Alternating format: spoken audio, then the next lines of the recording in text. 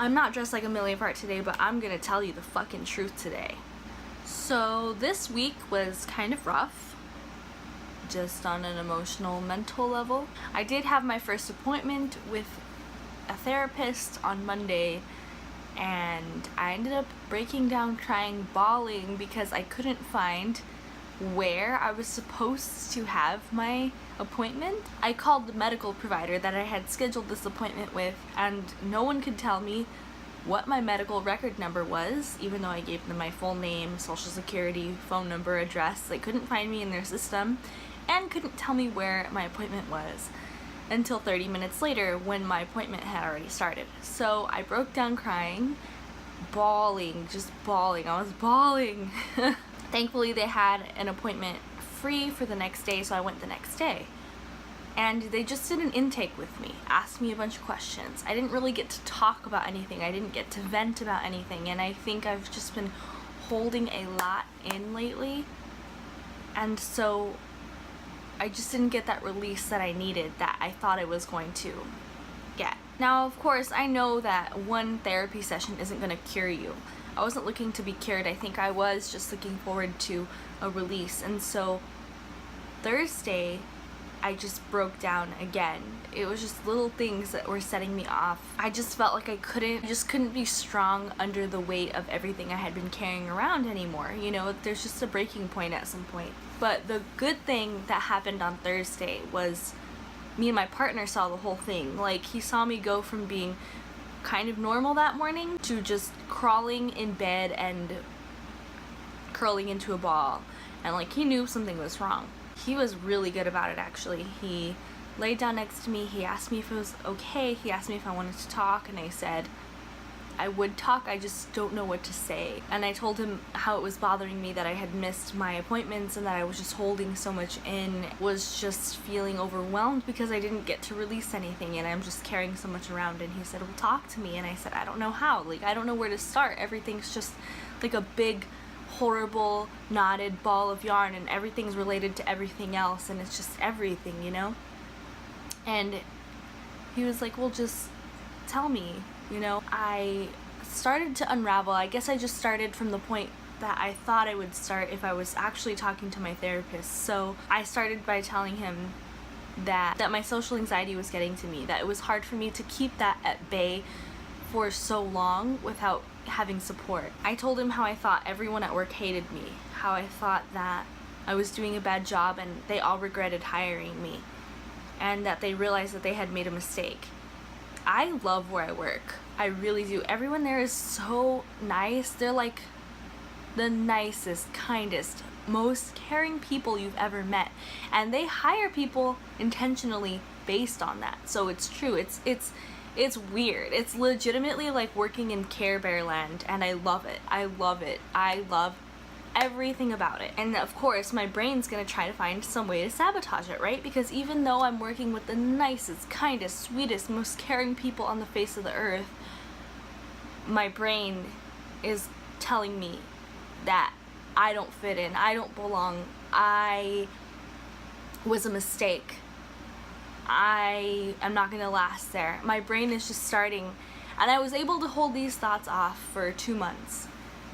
And they kind of started creeping in a few weeks ago slowly, and it just got overwhelming where the past 2 weeks I've just really believed it. I really believed that people don't like me. I really believe that, you know, everyone hates me, and I don't necessarily act like I believe that, but it's what is going on in my head, and it's what's kind of consuming me, and it does make me act different because I am kind of more to myself than I would be if I didn't believe these things, you know?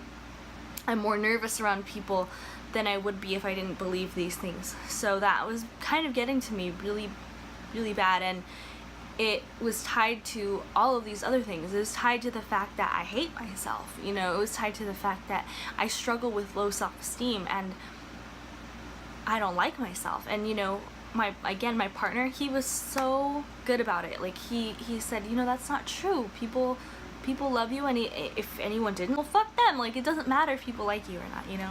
And just the way he was with me was so good, and so it was really helpful. And then he said, you know, why wouldn't people like you? You know, he just started listing a lot of good things about me. And then I said, well, they wouldn't like me because I look like a Sasquatch.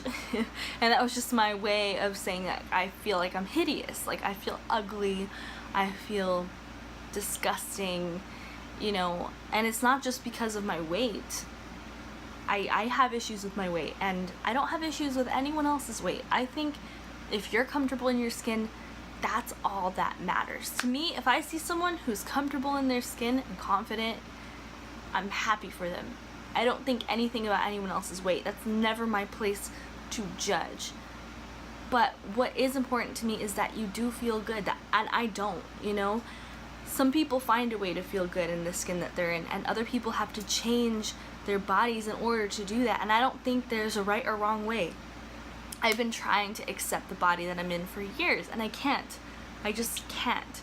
And so I have to change it, but I also have this binge eating disorder. I use food to cope with my depression, with my bipolar disorder, with all of this self-hate, so it's kind of a vicious cycle.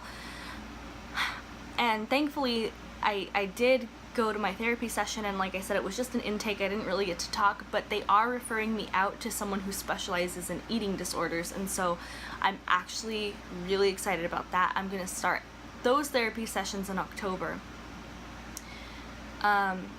This past week was bad. I ate out a lot. I did Grubhub like at least 4 times this week. I ate out a lot.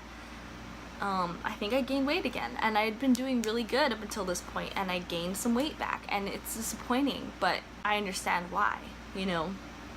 It's all the stress, the emotions. I'm always going to eat if I'm stressed, or if I'm sad, or if I'm dealing with these feelings that I have, you know. But back to what I was telling my partner, and I was like, I look like a Sasquatch, and he just like laughed, and he was like, you look like a Sasquatch? You think that you're going around looking like a Sasquatch? Like, that's really what you think? Like, that's your experience? And I was like, no, because at least Sasquatch looks good, you know. That's like really how I feel, though. It really, really is, and it sucks because I don't want to care about that. Like, I don't want to care about how I look. That's actually the first thing that I told him before I said anything. I said, well, I feel stupid because the things that I feel horrible about, the things that bring me down, are dumb. I was like, in the grand scheme of things, like what's happening in this world, what's happening on this earth, what's going on with other people, the struggles and plights that people have, and the real human problems that are going on in the face of this earth, and I'm worried because I feel like I'm hideous, you know, it's stupid. But at the same time, and I wish I didn't care.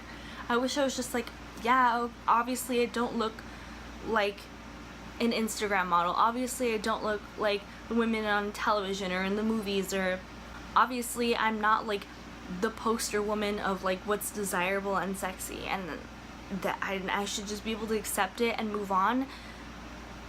But for some reason that bothers me. Like, I feel like I'm not valuable then, you know? And of course I know that this is tied into all sorts of crap, like patriarchy and how our society values women or devalues women in general. It's like, you can be funny, you can be smart, you can be all these things, but it's always gonna come back to looks, you know?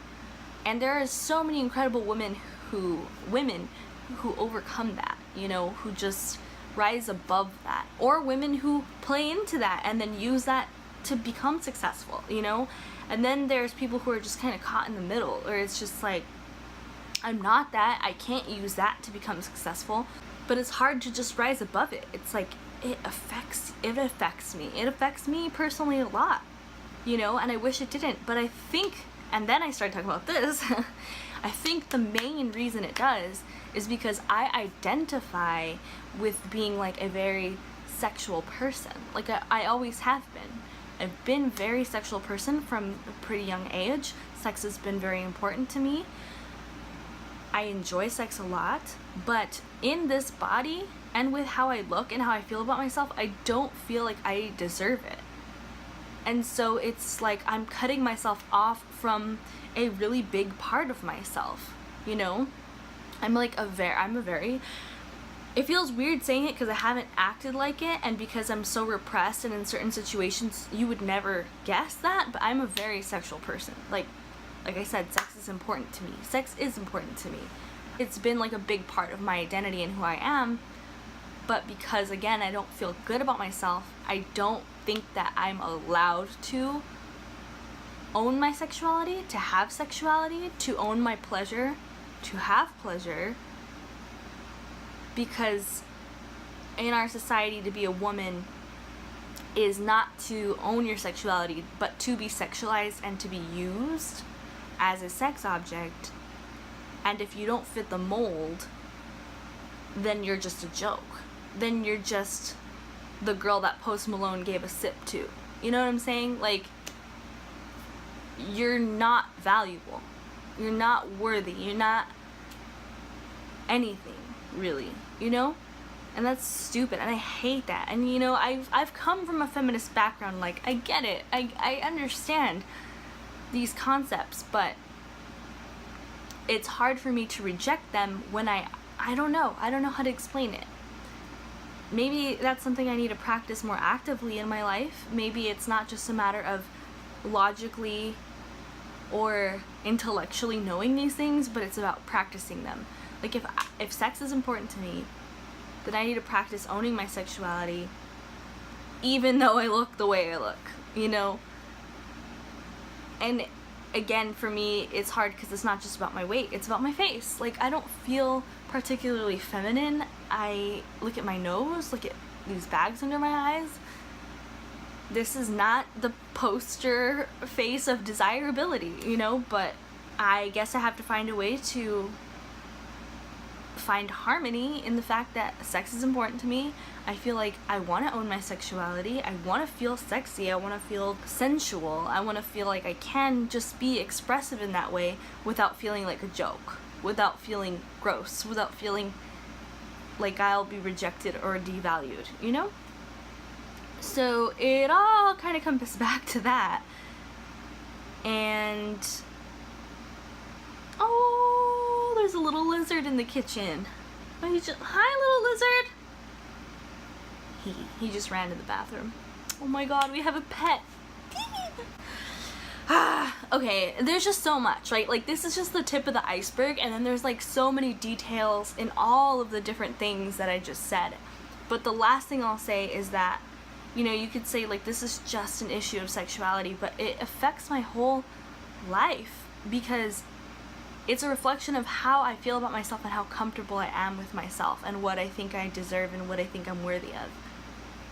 Like, it all just boils down to the fact that I am not comfortable with myself. I don't feel good about myself.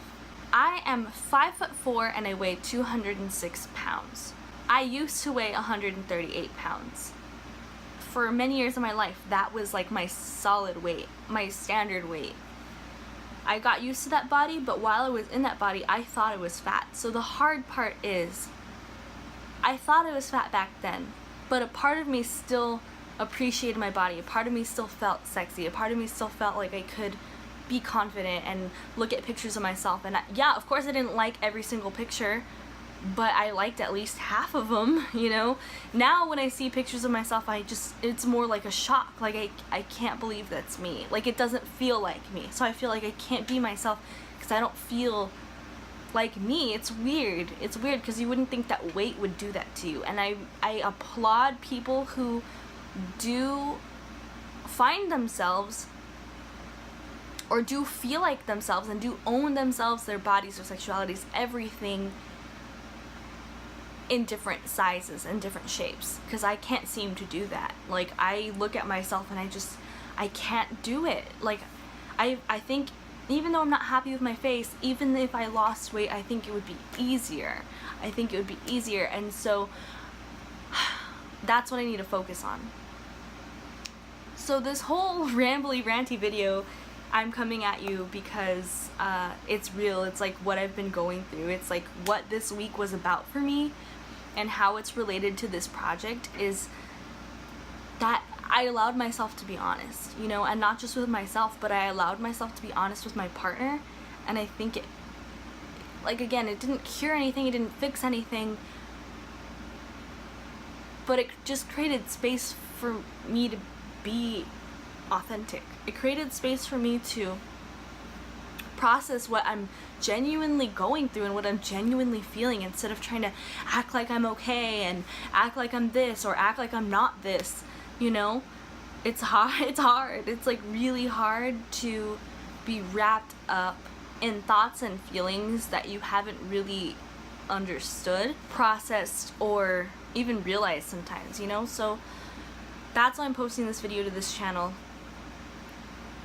Emilia Fart is all about honesty. I'm not dressed like Emilia Fart today, but I was really, really honest, and I thought that that was really, really the spirit of what Emilia Fart is all about, just being authentic. So that's where I'm at, and it feels good. It feels good to say that out loud, you know, to myself mostly, but especially to my partner, because that's my partner, you know. And I mean, he knows sex is important to me, but I don't think he knows to the level that I've been kind of repressing that, and that I haven't felt confident in my own skin, which of course is going to affect our relationship, you know. And I just was happy that I was able to share that with him, and he was so good about it. Honestly, he really was, and I'm so thankful for that, because I think sometimes I was scared to tell him the truth. I was afraid of how he would react, you know, and he reacted great, like amazing. So that's that. We'll see where this next week brings me. This was just a very open and honest report back on where I'm at. So, sending love to anyone out there who watched this. If you can relate, if you have other things that you are mixed up about, I challenge you to be open and to be honest with yourself and or with someone else. That's my challenge to you.